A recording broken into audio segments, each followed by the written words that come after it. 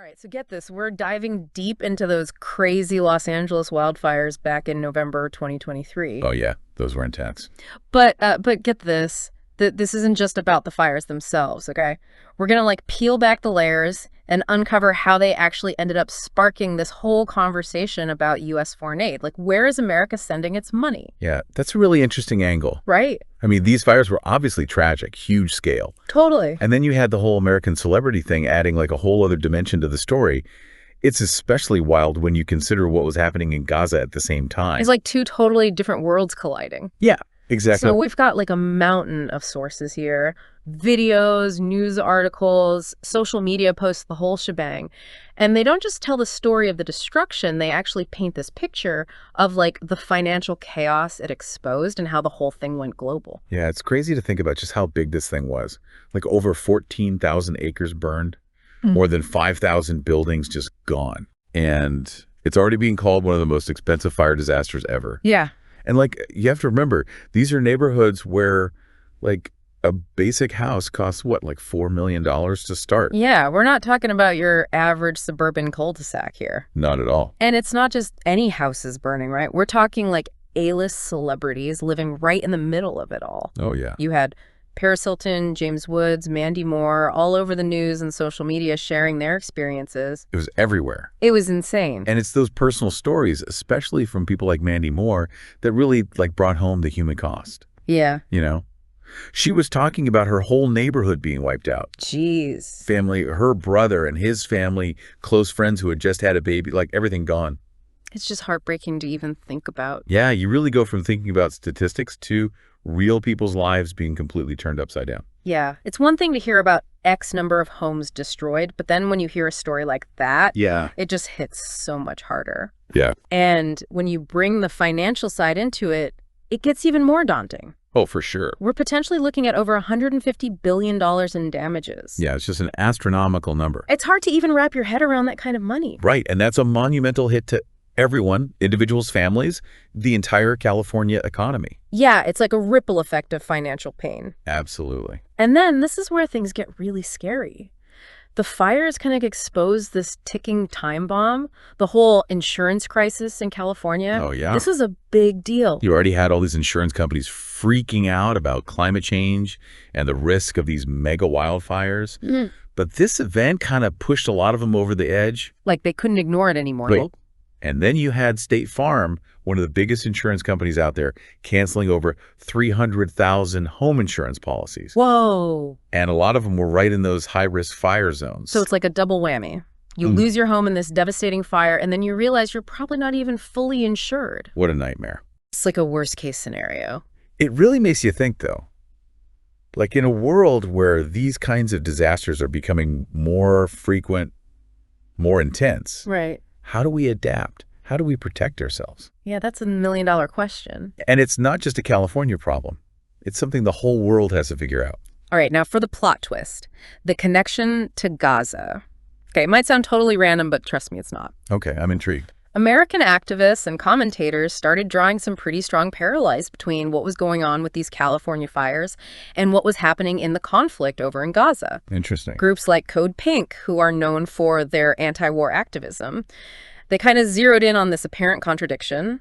American taxpayers are funding destruction in Gaza, right, while at the same time facing incredibly similar destruction back home. Wow. Yeah, I see the irony there. And so they started advocating that instead of all this money being spent on foreign aid, it should be redirected to American communities dealing with these disasters. So using that money to help people rebuild after the fires. Exactly. And it wasn't just Code Pink making this argument. Jewish Voice for Peace, another activist group, they were making similar calls to redirect U.S. aid from Israel to help with the recovery efforts after the fires. So they were basically saying charity begins at home. Kinda. Yeah. Interesting. And they even organized protests and stuff to bring attention to this whole connection. Wow. So they were really trying to make a statement. Oh, yeah, they were serious about it.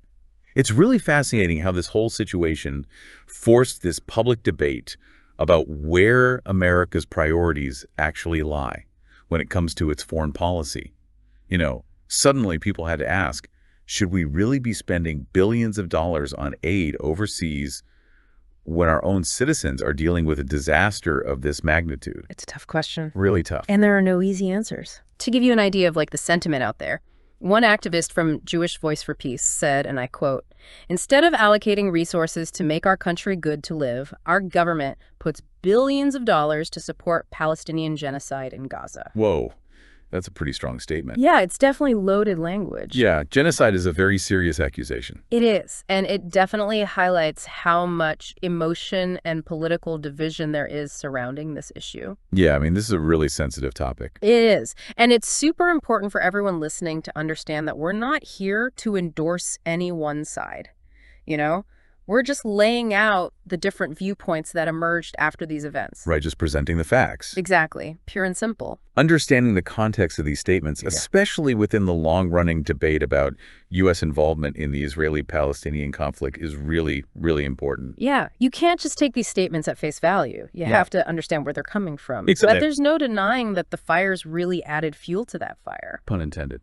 The visual parallels between the destruction in California and the images coming out of Gaza were impossible to ignore. It was like these two seemingly separate issues, wildfires and foreign policy, just smashed right into each other. Yeah, and it was very public and very emotional. Yes. And get this, even Iran, a country that's often like totally at odds with the U.S., offered to help put out the fires. Wow, really? Yeah, that's a pretty powerful example of how this event kind of went beyond political lines. Yeah. And it really turned into a global conversation.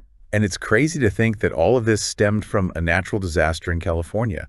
It just shows you how interconnected our world really is. It's true. Even something that seems totally localized can have ripple effects that are felt globally. Absolutely. So remember those celebrities we were talking about earlier? Yeah. Well, their involvement actually ended up being a huge factor in spreading this whole conversation globally. Yeah, they were really crucial. Their posts, interviews, public statements, all of that stuff reached millions of people around the world.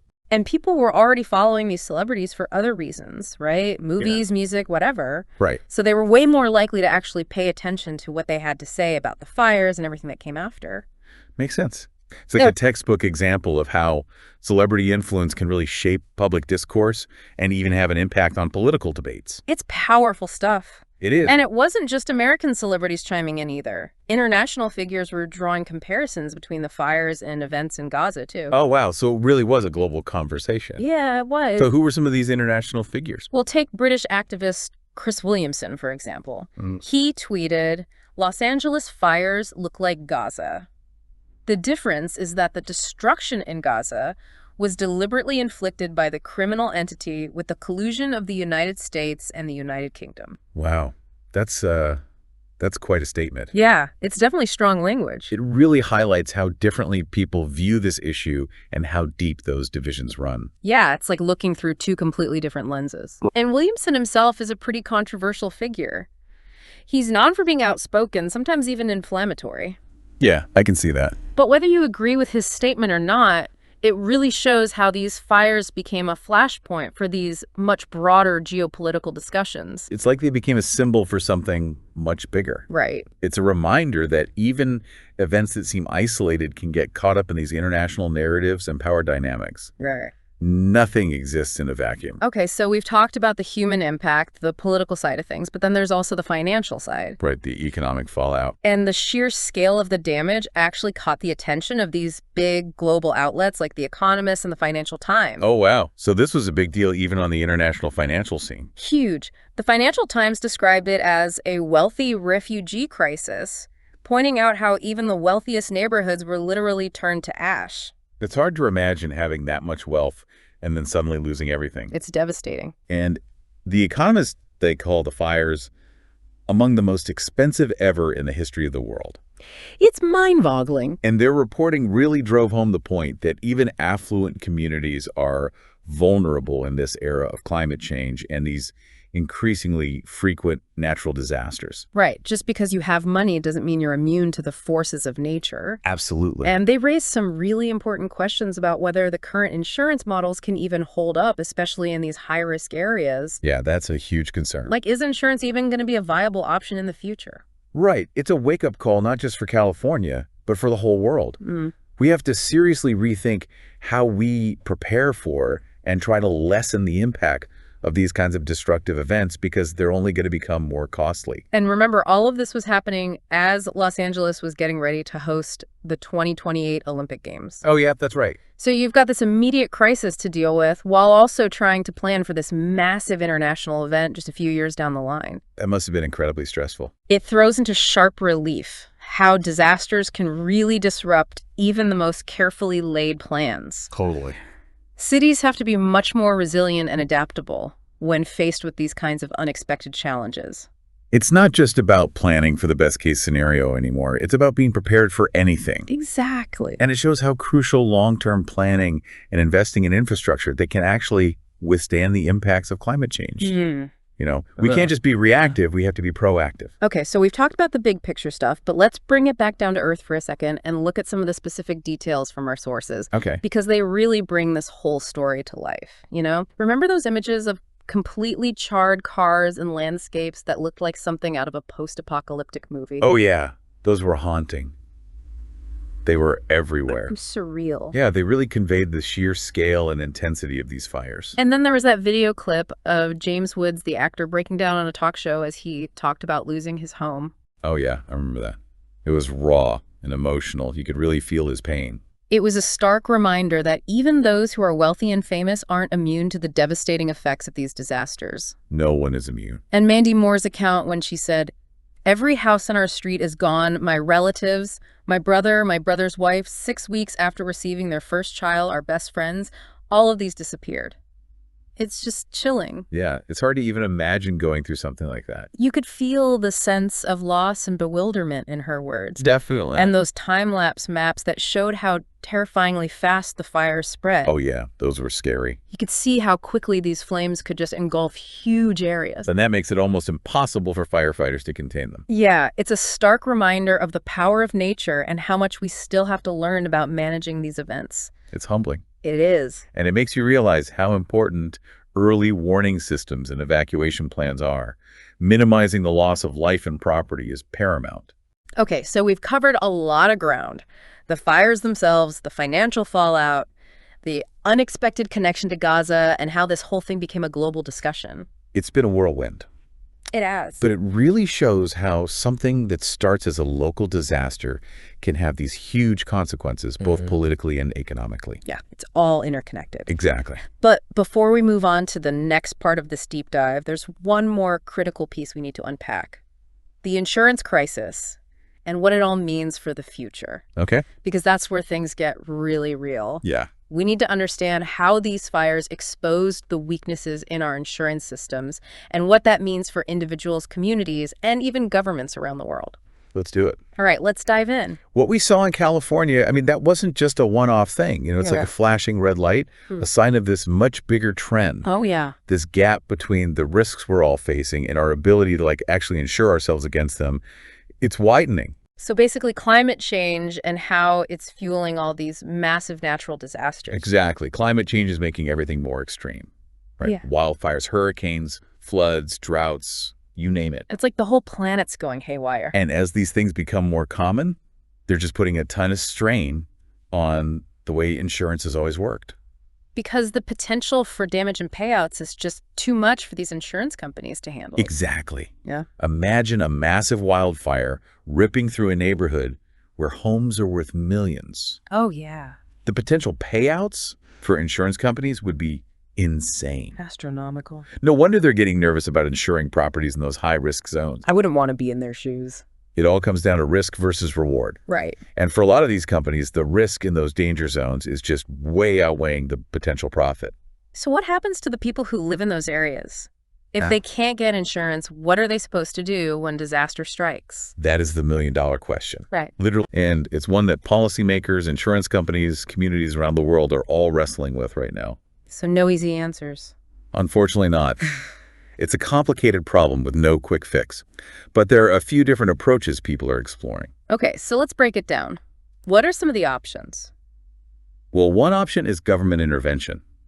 Some people think that the government should step in and provide some kind of safety net for people who can't get private insurance in those high-risk areas. So like a government-backed insurance program specifically for natural disasters. Exactly. It could take different forms, from direct subsidies to something called reinsurance programs, which basically help private insurers spread the risk around. Okay, so the government's like a backstop. Yeah, kind of. But wouldn't that be incredibly expensive for the government? It definitely would be. Mm-hmm. And that's one of the main arguments against it. Critics worry about the huge cost to taxpayers and the possibility of creating something called moral hazard. Moral hazard. What's Yeah. that? It basically means that if people know they'll be bailed out by the government if something happens, they might be more likely to take risks, like building in those dangerous areas, Yeah.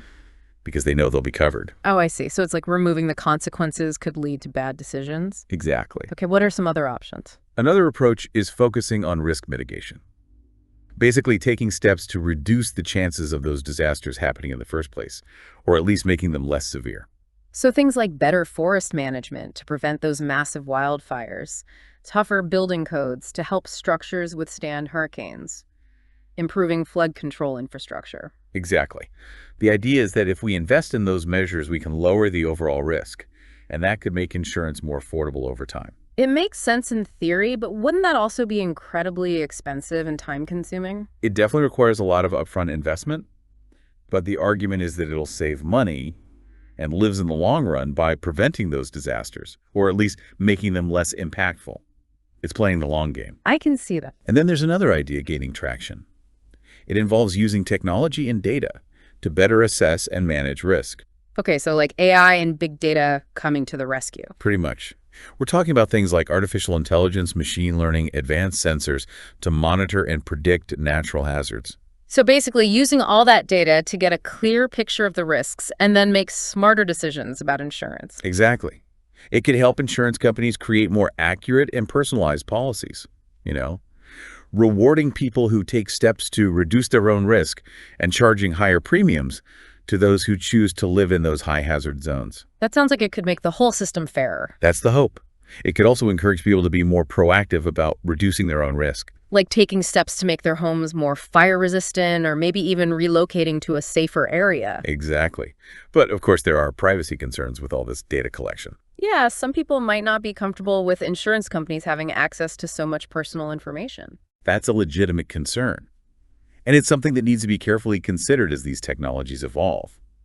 Finding the right balance between data access and privacy is going to be really important.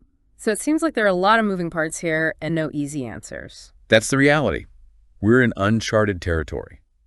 It's going to take a lot of collaboration, innovation, and some tough decisions to figure out how to navigate these insurance challenges, especially with climate change accelerating the problem. And what about the California wildfires specifically? What lessons can we learn from that whole experience? Well, California is kind of a case study, a glimpse into the challenges and potential solutions to this whole crisis. It's a state on the front lines of climate change impacts, with a huge population living in those high-risk areas. And they're already feeling the effects with those devastating wildfires. Exactly. It's forced them to deal with this insurance crisis head-on. And they've been trying different things, from those government-backed insurance programs we talked about to stricter building codes and a bigger focus on wildfire prevention. So they're kind of a testing ground for the rest of the world. In a lot of ways, yeah. Yeah. And the lessons they learn will be really valuable for other regions facing similar problems. So is this just a California problem, or is this a broader global issue? This is a global problem. No question. Climate change is affecting everyone, and the insurance industry is feeling the pressure. So we're seeing similar patterns in other parts of the world. Absolutely. Yeah. In Australia, they're dealing with these increasingly severe bushfires, and insurance costs are skyrocketing. Wow. In Florida, hurricanes are getting more intense, and insurers are pulling back from coastal areas. And in parts of Europe, floods are causing billions of dollars in damage. It sounds like this is a wake-up call for everyone. It is. We can't just bury our heads in the sand and pretend this problem will go away. Right. We need to have some serious conversations about how we're going to adapt to these risks and make sure people are protected when these disasters happen. These conversations need to be happening everywhere. Local communities, national governments, international organizations, everyone needs to be on board. Absolutely. This is a collective challenge, and it requires collective action. We're all in this together. Let's shift gears for a second and talk about the human side of all this. We've talked about the financial fallout, but what about the emotional impact on the people who lost everything in those California wildfires? Yeah, the psychological impact of these kinds of events can be really profound. Losing your home, your possessions, that sense of safety and security, It's incredibly traumatic. And it's not just the material loss, right? It's the disruption to their entire lives, their routine, their community. Exactly. It can completely uproot people's lives, forcing them to relocate, start over, and deal with all the emotional fallout. And we're talking about people who poured their life savings into their homes. Losing everything can be financially and emotionally devastating. Absolutely. And the recovery process can take years, even decades. The scars of these events run deep.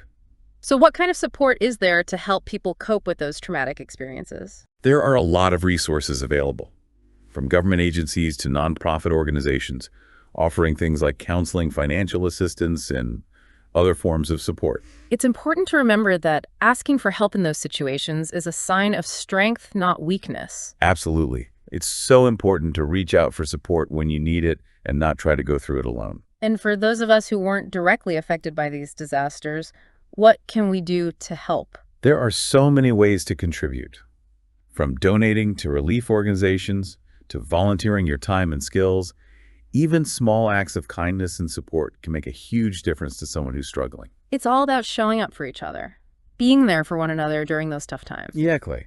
It's about compassion and solidarity. So we've talked about the impact on regular people, but remember those celebrities we discussed earlier? Yeah. Well, their experiences in the California wildfires really give us a unique perspective on the human side of this story. You know, they might be wealthy and famous, but they're not immune to the pain and loss caused by these disasters. Right, they're human too. Exactly. And in some ways, their platform makes the emotional impact even stronger. Because they're sharing their experiences publicly and reaching a huge audience. Precisely. And that helps raise awareness, generate empathy, and get more people involved in the relief efforts. Their stories also remind us that behind all the statistics, these are real people with real emotions and real struggles. Absolutely. They humanize the tragedy. Okay, so let's circle back to that connection between the California wildfires and the conflict in Gaza. It might have seemed a little out there at first, but there are some really interesting parallels and thought-provoking arguments to consider. It's definitely a unique angle. Seeing these two events side by side, even though they were geographically and politically separate, it raises questions about how we allocate resources, how we deliver humanitarian aid, and how interconnected all these global challenges really are. It's like looking at the world through a new lens. It's not about saying one event is more important than the other. It's about recognizing that we live in this incredibly complex world where resources are limited and tough choices have to be made. Yeah, and those choices often involve balancing competing priorities. Considering the needs of people here in America and in communities around the world, It's a delicate balancing act. it is. And the California wildfires, particularly with all the attention from celebrities, really pushed those questions into the spotlight. It forced people to really confront the realities of disaster relief, both at home and abroad. And it sparked a debate about the role of the United States as a global power. What are our responsibilities to our own citizens? And what are our responsibilities to the rest of the world? It's a debate that's probably going to continue as we face more of these complex challenges in a world that's changing faster than ever. And it's a debate that requires careful consideration, empathy, and a willingness to try to understand different viewpoints. We can't just shut down opposing views. Okay, so let's dig a little deeper into those arguments made by the groups connecting the California wildfires to the situation in Gaza. We mentioned Code Pink and Jewish Voice for Peace, but what exactly were they saying? Well, they argued that the massive amounts of money the United States sends to Israel in military aid could be better spent addressing domestic needs, Okay. like disaster relief and efforts to mitigate climate change. So they were saying the money going to Israel could be used to help Americans affected by the wildfires. Yeah, that was their main argument. Yeah. They saw it as a matter of priorities, you know, questioning why the U.S. government was putting foreign aid ahead of the needs of its own citizens. And they also called out what they perceived as hypocrisy, American taxpayers funding destruction in Gaza while experiencing similar devastation at home. Right. They felt the U.S. government should be focusing on peace building and humanitarian aid, not contributing to the conflict. But it's important to acknowledge that those arguments come from a specific perspective and are part of this much larger debate about U.S. foreign policy in the Middle East. Absolutely. You have to understand the context of those arguments and engage with them critically.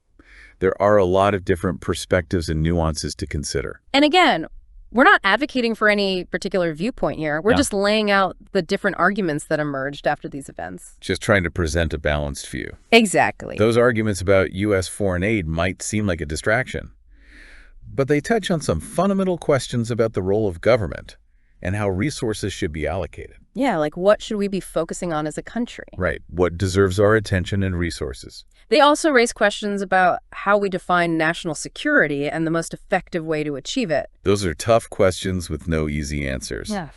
But they're essential to discuss and debate as we navigate a world that's becoming more interconnected every day. Okay, so we've talked about the political and economic ramifications, but let's bring it back to the ground level for a moment. What about the people who are fighting the fires and helping those affected? Yeah, the firefighters and first responders, they were incredible. They showed so much courage and dedication battling those intense blazes. They were working nonstop in dangerous conditions. True heroes. Absolutely. Their efforts were heroic. They deserve all the praise for putting their lives on the line to protect those communities. And it wasn't just the professional firefighters. There were tons of volunteers and everyday people who stepped up to help. Yeah, that outpouring of support was amazing. People opened their homes, donated supplies, and just offered comfort to those who had lost everything. It's a reminder that even in the darkest of times, people can come together and show incredible kindness and resilience. It really restores your faith in humanity. What about the international response? We talked about how even Iran, a country that often clashes with the U.S., offered help. What does that tell us? I think it shows that even amidst political differences, there's a shared sense of humanity that transcends borders. It also highlights how natural disasters are global issues that require global cooperation. Right, no one country can solve these problems alone. And it was encouraging to see that even countries with different political systems can find common ground when it comes to humanitarian aid. Exactly. And it wasn't just about government actions. There was a huge outpouring of support from people and organizations all over the world. People from all walks of life donating, sending messages of support, offering prayers for those affected by the fires. It's a reminder that we're all part of this global community. Okay, so as we wrap up this part of our deep dive, let's zoom out and think about the big picture. What are the key takeaways from the California wildfires? What did we learn? I think the fires were a stark reminder of the growing threat of climate change Right. and what happens when we don't take it seriously. We can't afford to be complacent anymore. We have to reduce emissions and adapt to the reality that our climate is changing. And it exposed the vulnerabilities in our infrastructure. We need to be investing in things that can withstand these extreme weather events. Absolutely. We need better planning, Yeah. better preparedness, and more community engagement to make sure we can respond effectively when these disasters strike. But maybe the most important takeaway is that we're all in this together. Yeah, we need to support each other with compassion and solidarity. We've covered a lot. The fires, the financial impact, the insurance crisis, the human toll, the global response, and those unexpected links to the conflict in Gaza. It's been a lot to process. But there's one more crucial piece we need to look at: the role of the media and how it shaped the story of the California wildfires. Right, because the media plays a huge role in shaping public perception. Exactly. They influence the political conversations and even impact how people respond to these events. It's not just about reporting the news, it's about how that news is framed, what aspects are emphasized, and ultimately how people understand what's happening. So how did the media portray the fires, the victims, the response efforts? Well, there was definitely a big focus on the human cost. Right. A lot of stories highlighted the personal tragedies of those who lost their homes and loved ones. And remember all those heartbreaking images and videos? Yeah, those visuals were incredibly powerful in generating empathy and support. But there was also some criticism of the media for focusing too much on celebrity victims. Some argued that it skewed the narrative and didn't pay enough attention to the experiences of everyday people. That's a valid point. It's important to make sure all voices are heard and all experiences are valued. What about the coverage of the connection to the conflict in Gaza? Did that become a big part of the reporting? It definitely got a lot of attention, especially from outlets that focus on international news and politics. And we talked about those quotes from activists and commentators who were drawing those parallels. Right, those perspectives were often featured prominently, and they really fueled the debate about U.S. foreign policy and resource allocation. But there was also pushback from people who felt the connection was being exaggerated or used for political gain. It's bound to happen when you're dealing with complex issues. There are always different interpretations and agendas at play. So it's important for audiences to understand those biases and think critically about the information they're consuming. Media literacy is essential. So the media played a complex role in shaping how people perceived the California wildfires. Absolutely. It provided a platform for different voices and perspectives. It helped shape public understanding of the events, And it definitely influenced the political discourse around disaster relief, climate change, and foreign policy. It's a reminder that the media, while incredibly important, isn't always objective or impartial. We have to be aware of those biases and make sure we're getting information from multiple sources. Okay, let's talk about social media. How did platforms like Twitter, Facebook, Instagram influence people's experience and understanding of these events? Social media totally changed the game. Yeah. It changed how information was shared, how communities connected with each other, and how support was organized. So traditional news outlets weren't the only ones shaping the story. Not at all. Social media gave people a direct line to share updates, personal stories, and calls to action. It cut out the middleman. Exactly. What about all those firsthand accounts from celebrities and regular people sharing their experiences, posting images and videos of the destruction? Those posts went viral. They gave you this raw, unfiltered look at the scale of the fires in a way that traditional media just couldn't. It was real-time documentation of the disaster. And it wasn't just about sharing information. People used social media to coordinate relief efforts, connect people who needed help with those who could offer it. So it was a powerful tool for mobilizing communities during a crisis. Absolutely. But social media also has its downsides. The spread of misinformation and rumors was a big problem, especially in those early days when people were anxious and reliable information was scarce. Yeah, like all those false reports about what started the fires and the extent of the damage. It created so much confusion and fear, and it even interfered with the relief efforts. It's a double-edged sword. No. Social media can be amazing for communication and connection, but it can also be a breeding ground for harmful content. It's a reminder to be cautious and think critically about what you see online, especially during a crisis when accurate information is crucial. Okay, let's talk about the role of celebrities in all this. We've already touched on their impact on the media and social media, but let's dive a little deeper into how they shape the narrative and influence people's response. Celebrities brought a level of attention to the California wildfires that wouldn't have existed otherwise. Because they have massive followings and are constantly in the public eye. Exactly. And that amplified the story, giving it global reach and generating empathy and support for the victims. Remember all those personal stories from celebrities who lost their homes? Yeah, those posts went viral. They put a human face on the tragedy and made the statistics feel much more real. And it wasn't just about raising awareness. Celebrities use their platforms to encourage donations, volunteerism, and all kinds of assistance. They leveraged their influence to raise millions of dollars and connect people with resources. But the involvement of celebrities also sparked some debate. Oh yeah. Some people felt the focus on celebrity victims took away from the experiences of everyday people. It's like their stories overshadowed the stories of those who might not have the same platform. And some questioned the motivations of celebrities, suggesting they were using the tragedy for self-promotion or to push their own agendas. It's a cynical view, but it exists. It shows how complicated the relationship between celebrity media and public perception can be. So it's a mixed bag. Celebrities can bring attention and resources to important causes, but their involvement also raises questions about their motive and whether everyone's story is being told equally. It's a balancing act. Okay, so as we wrap up this part of our deep dive, let's zoom out and consider the long-term implications of the California wildfires. What are the big lessons here? Well, one of the biggest lessons is that climate change is a real and present danger. Right. And we need to take it seriously. We have to reduce greenhouse gas emissions and adapt to the reality of a changing climate. We've been warned. And it exposed the vulnerabilities in our infrastructure. We need to invest in things that can actually withstand these extreme weather events. We're not prepared for what's coming. And we need better planning, better preparedness, and stronger community engagement to make sure we can respond effectively to these disasters. And maybe the most important takeaway is the power of human connection and solidarity. Absolutely. Yeah. We need to support each other with compassion and empathy. We've covered a lot in this deep dive. The fires, the human impact, the media coverage, the role of social media, those unexpected links to the conflict in Gaza. It's been a wild ride. It has.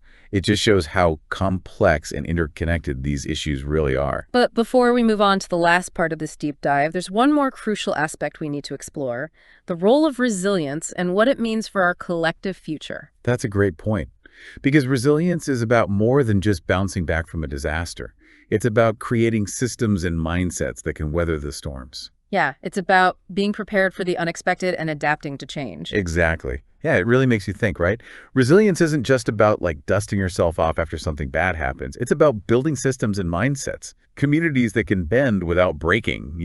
Totally. It's about anticipating the unexpected and being flexible enough to adapt. Like, we can't always predict what's coming, but we can prepare for like a wider range of possibilities. Exactly. So on a personal level, this could be things like, having a little bit of financial cushion, building strong relationships with people you trust, learning how to deal with stress effectively. All of those things kind of help you weather the storms, big or small. Yeah, those are great examples. And then on like a societal level, it could mean investing in a bunch of different energy sources, not just relying on one. Having strong social safety nets that can catch people when they fall, promoting tolerance and understanding between different groups. Those are the building blocks of a more resilient society. It's like diversifying your portfolio, but for your life and for the world. I love that analogy. It really captures the importance of backup plans and having multiple layers of support. So bringing back to the California wildfires, what were some examples of resilience that we saw play out, both the good and the bad? Well, on the positive side, those firefighters and first responders, they were incredibly resilient. Yeah. They had to adapt to these crazy conditions, constantly changing, working their tails off to contain the blazes and protect people. Yeah. And their ability to think on their feet and adjust was remarkable. Yeah, they were amazing. And we saw some incredible community resilience, too. People helping each other, opening their homes to those who had to evacuate, working together to rebuild. It's like that neighbor helping neighbor spirit really shines through in a crisis. Yeah, absolutely. But we also saw some areas where systems weren't so resilient. The insurance crisis showed how vulnerable we are when we depend too much on one system. And all the misinformation flying around on social media highlighted how communication can break down when we need it the most. So it's about recognizing those weak points and finding ways to strengthen them, like running a stress test on our systems, both personal and societal, to see where the cracks are. Exactly. And it's a continuous process. Yeah. We have to keep learning, keep adapting, because there will always be new challenges. So zooming out a bit, what does this whole idea of resilience mean for the future, especially with climate change becoming such an urgent issue? It means we need a total overhaul in how we approach development, how we build our cities, how we manage our resources. The old ways just won't work in a world that's being reshaped by climate change. So we need to be more innovative, more adaptable, and think long term. Absolutely.